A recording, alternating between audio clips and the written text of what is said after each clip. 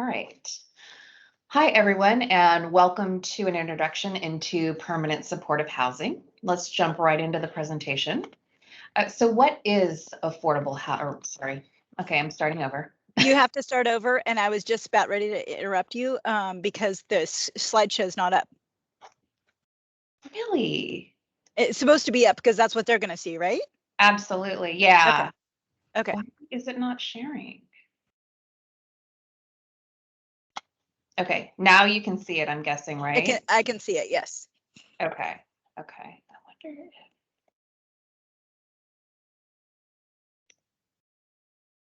strange. Okay.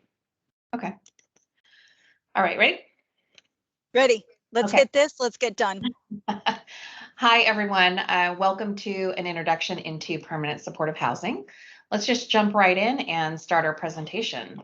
So what is permanent supportive housing? Permanent supportive housing, also known as PSH or supportive housing, is housing for formerly homeless individuals. It's subsidized housing paired with on-site supportive services and case management from a service provider or providers.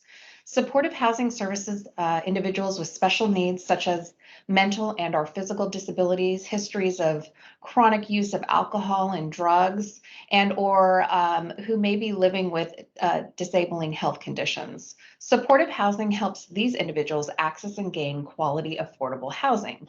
The goal of permanent supportive housing is to help individuals gain stability and maintain housing. This requires all members of the housing team, so it's property management and services, to work together, collaborate, and help minimize the termination of tenancy wherever possible. So let's talk about the housing first approach.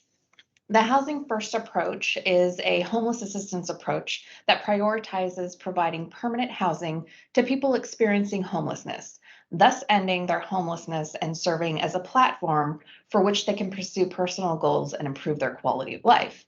In California, if you're operating permanent supportive housing, you most likely will need to follow the housing first approach. So what does this mean for property management, and what kind of impacts might that actually have on operations? So housing first requires the following. Keep in mind that applicants cannot be rejected on the basis of poor credit or financial history, poor or lack of lease history, criminal convictions unrelated to tenancy, or behaviors that indicate a lack of housing readiness. So at Con-Am, we've implemented a transitional screening process that completely bypasses the credit screening. Individuals will still need to go through our criminal background screening. If for some reason they are denied there, we have our appeals process, and that's available to anyone. Participation in services or program compliance is not a condition of housing tenancy. That's a stickler there. Residents are going to have a lease agreement and all rights and responsibilities of anyone else, any other resident. And the use of alcohol or drugs in and of itself without other lease violations is not reason for eviction. So that kind of is a little bit different than what I think most people on this call might actually be used to. So let's get into some discussion topics, some of those things that really kind of set us apart when we're dealing with permanent supportive housing. So coordination between property management and the service provider is one of those key areas that we want to discuss today. So Jessica, can you talk a little bit about your experience with the coordination there? The weekly meetings, during these weekly meetings we have with the service providers, we discuss concerns, for example, rents, lease violations. We collaborate with service providers to address the concerns and come up with a strategy to help the resident. Okay, perfect. And talk a little bit about the housing retention process and housing retention plans. Like, why would they be needed and when would they come into play?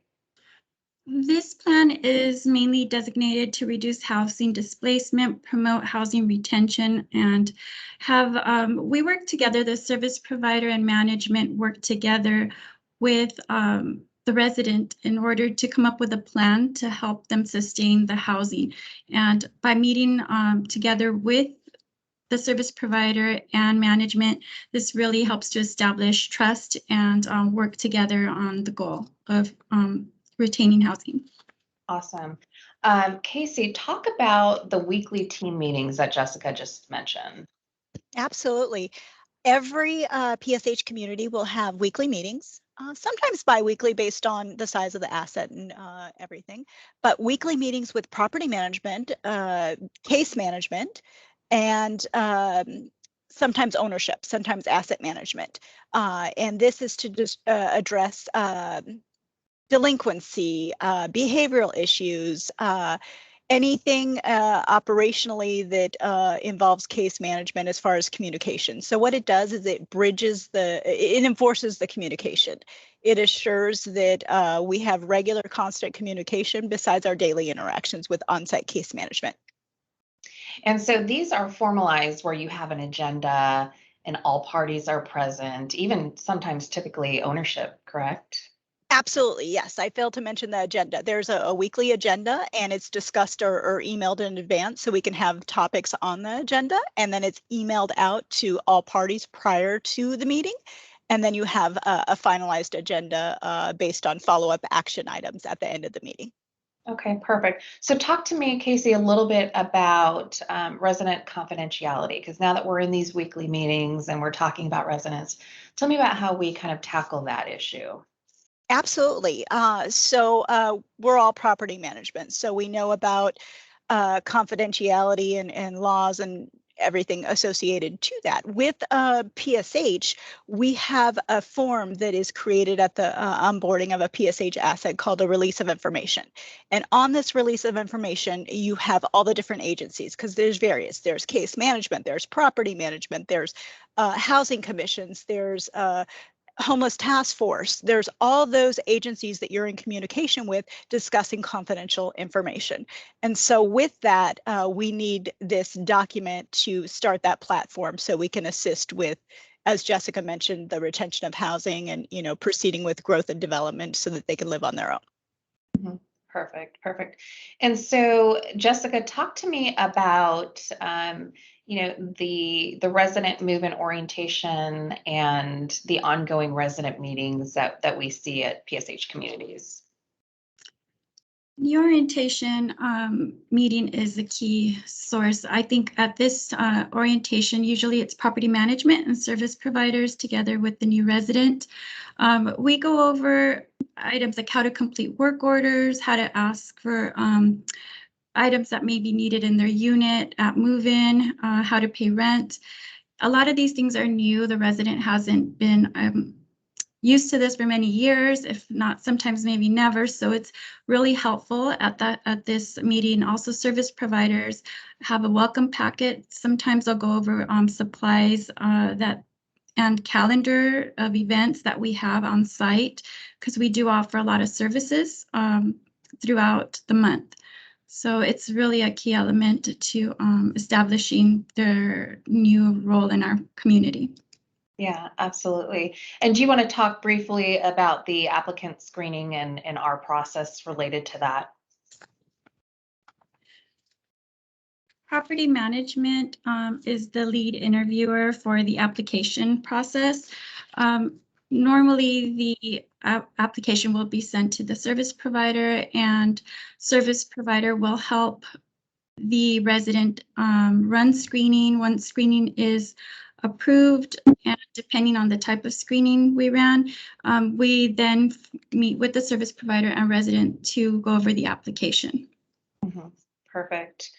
So, Casey, let's talk about filling vacancies, because oftentimes we see an increased vacancy at some of our PSH communities. Absolutely.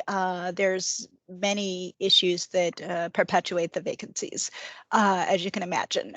So it's very important once you have an event, whether it be a resident passing or a notice to vacate, you need to get that referral from your case management, that referral request from case management submitted to the coordinated entry system, and you need that immediately. They only give you one referral per unit, so it's important that that's followed through diligently so that we're minimizing downtime. And that's at the time that we're noticed that there's going to be a vacancy. So it's very, very important that the communication is there. And so that's another item that's discussed in the weekly meetings, in addition to on-site management reporting. So there's weekly reports.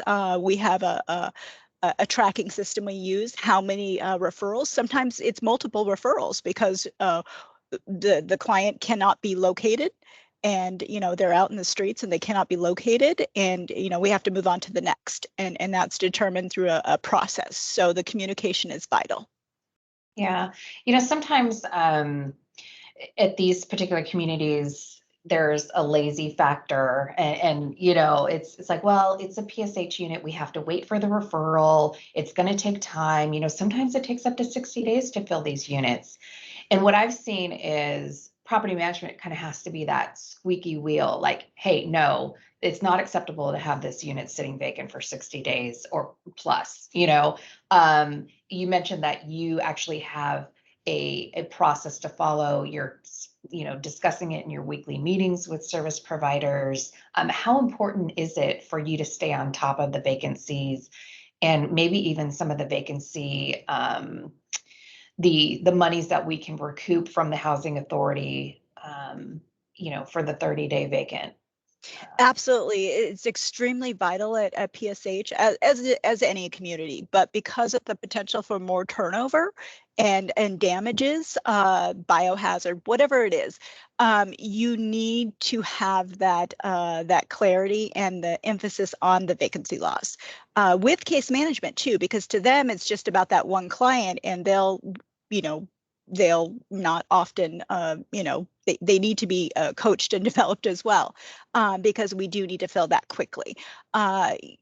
Some strategies we use, if we're not progressing through the referrals fast enough, we'll have additional meetings throughout the week to address any influx of vacant units. But it's very important because there's damages involved. The recovery of the vacancy loss, the 30-day recovery. We do have different programs in place where housing commissions will pay up to 30 days vacancy loss, but we don't want to miss any opportunity to have that recovery, because when you do have turnover of units, there's often significant damage. Right. So you mentioned damage. Talk a little bit about, damage caused by residents and how we handle that. Absolutely. There is damages. There's some of these homes can have multiple plumbing issues that we have to coordinate with retention meetings and so forth. So flood damages, things like that, upward to $16,000. I had a fire incident, and as far as that goes, what we do is we're about coaching and developing. We want to incorporate change. This is part of the retention plan, where we don't want to necessarily terminate tenancy, because it's a process, because you're working with case management and a lot of communication and coordination. So you will need to establish steps, your step 1, step 2, step 3, to incorporate that change. We do also have payment plans. Well, they're not responsible, the $16,000 is going to take forever, but we want to incorporate that change. So we'll have maybe a monthly $10 payment plan or something like that to again assist with stabilized housing, and assist with transition from being homeless to actually having a home. So there's a lot of different intricacies, and again, the first and foremost, it's about communication. Right.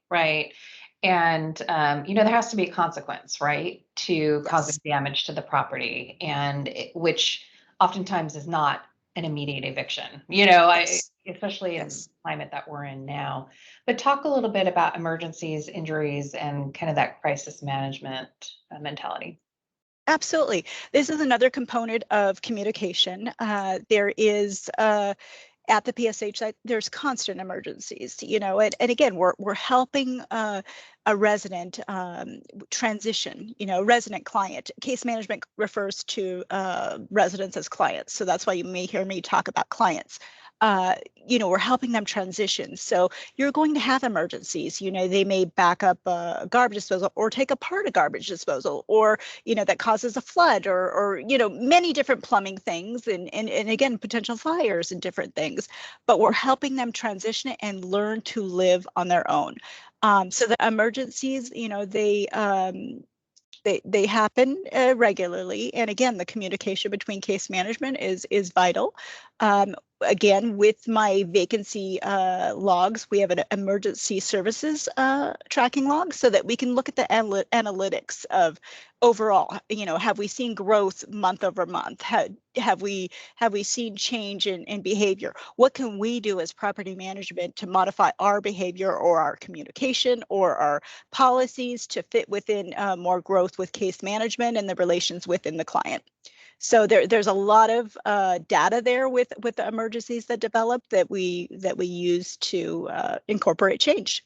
Yeah, and I think when you have an emergency happen, at these PSH communities, everyone's involved. So you've got ownership involved, you have the service provider involved, sometimes outside agencies that are assisting the resident. Property management is obviously involved. It kind of takes a toll on the site staff. So we are looking at ways internally of, how do we retain quality associates? And, that's an ongoing conversation. But these communities can be a bit stressful. But, at the end of the day, we're providing a vital service. So absolutely. Yeah. Yes. So in line with that, Jessica, can you talk about, termination of tenancy and some of the zero tolerance behaviors that we see? We see a lot of, we work closely with our community relation officers because we tend to see a lot of drug dealing, gang related activity.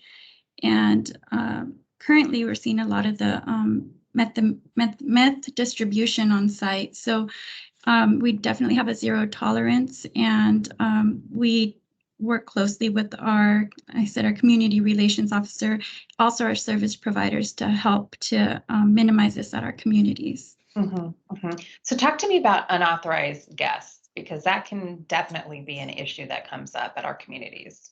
We definitely see an increase of unauthorized guests at our communities, because a lot of times when our resident has just come off, living on the street, so they're trying to help their friends. And unfortunately, sometimes when they're trying to do that, their friends are also not complying or just causing havoc at our communities.